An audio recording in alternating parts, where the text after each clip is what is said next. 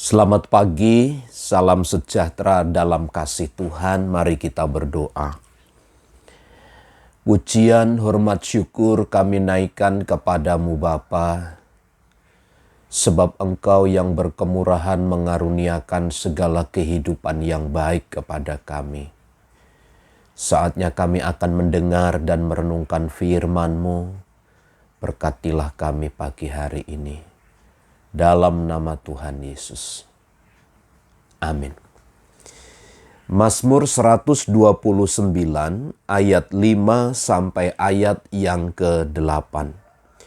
Semua orang yang membenci Sion akan mendapat malu dan akan mundur. Mereka seperti rumput di atas sotoh dan yang menjadi layu sebelum dicabut, yang tidak digenggam tangan penyabit atau dirangkum orang yang mengikat berkas, sehingga orang-orang yang lewat tidak berkata, "Berkat Tuhan atas kamu, kami memberkati kamu dalam nama Tuhan."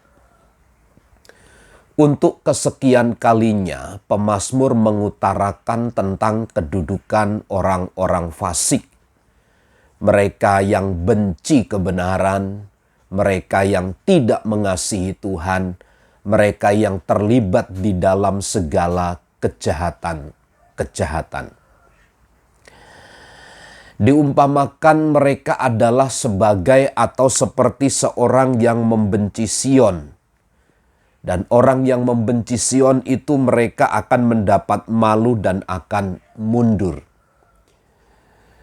Sion itu bicara tentang rumah Tuhan, tentang pekerjaan Allah, tentang Allah yang dimuliakan, tentang Allah yang ditinggikan.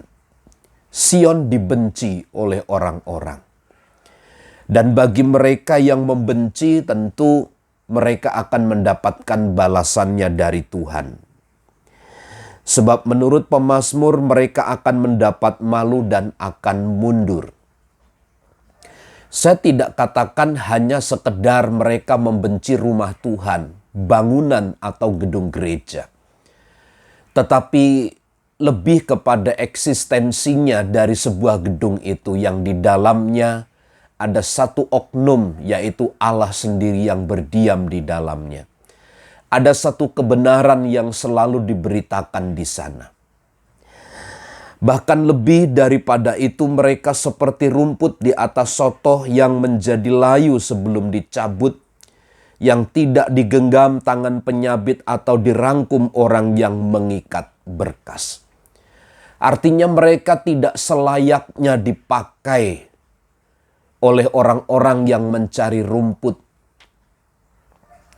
Orang-orang yang membenci keberadaan umat Allah, yang membenci umat-umat Tuhan, keberadaan mereka secara tidak langsung mereka sesungguhnya sedang dihukum oleh Tuhan, mereka sedang mendapat malu, dan secara teratur mereka akan mundur dengan sendirinya. Inilah pembelaan, inilah keadilan Allah bagi umat-umatnya. Kita tidak bisa melawan dengan tenaga dan kekuatan kita. Kita tidak bisa memerangi mereka. Yang kita bisa lakukan adalah berdiam diri sambil berdoa memohon kekuatan dan perlindungan dari Allah. Karena Allah adalah Allah yang adil, Allah yang memegang kebenaran itu sendiri. Dan di dalam ayat yang terakhir, sehingga orang-orang yang lewat tidak berkata, "Berkat Tuhan atas kamu, kami memberkati kamu dalam nama Tuhan." Dijauhkan dari segala berkat Allah. Bahkan kumpulan orang-orang yang sepakat dulunya sepaham dengan mereka yang tidak tinggal dalam kebenaran itu malah membenci. Tidak melihat ada berkat di tengah orang-orang yang demikian.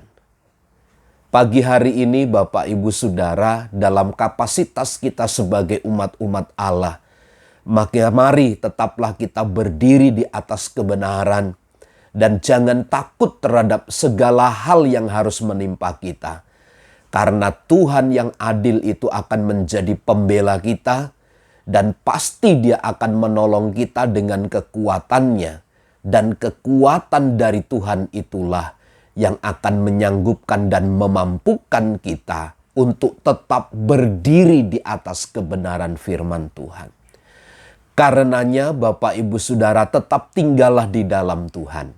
Bangunlah kehidupan kita dengan ibadah. Bangunlah kehidupan kita dengan firman. Maka Anda dan saya akan semakin kuat menghadapi segala sesuatu yang terjadi. Selamat pagi, Tuhan memberkati.